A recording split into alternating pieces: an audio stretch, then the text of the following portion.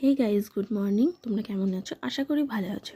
আমিও খুব ভালো আছি। তো আজকে আমার মিনি ব্লগে আমরা নিয়ে চলে এসেছি। দেখো, মাম্মামকে ওর পাপার জুতো পরে দিলে আমরা রেডি হয়ে গেছি। ভাবছো তো কোথায় যাচ্ছি? তো শীতকে বিদায় দিতে, লাস্ট পিকনিক করতে আমরা বাড়ি চলে যাচ্ছি। এই একটা ছেলে হয়েছে, কোথাও বেরোনোর আগে 4বার আয়নাতে মুখ দেখে। দেখো, ওকে আবার ক্যামেরাতে দেখাচ্ছি তো আবার গর্ব করে নিজেকে দেখাচ্ছে। বেরিয়ে পড়লে পেটটা কুলো করবে না, তা তো হয় না। খিদে পেয়ে গেছিলো, তাই দুটো কচুরি আলুর তরকারি খেয়ে সেখান থেকে রওনা দিল। এই রাস্তায় যেতে যেতে আমার আহাটের গল্পটা মনে পড়ছিল। তারপরে জামাই শ্বশুরবাড়ি পৌঁছে গিয়ে মুড়ি নিয়ে বসে পড়লো। এই সবাই বসে পড়েছে গল্প করতে। এদিকে আটা মাখা চলছে, বৌদি আটা মেখে নিচ্ছে।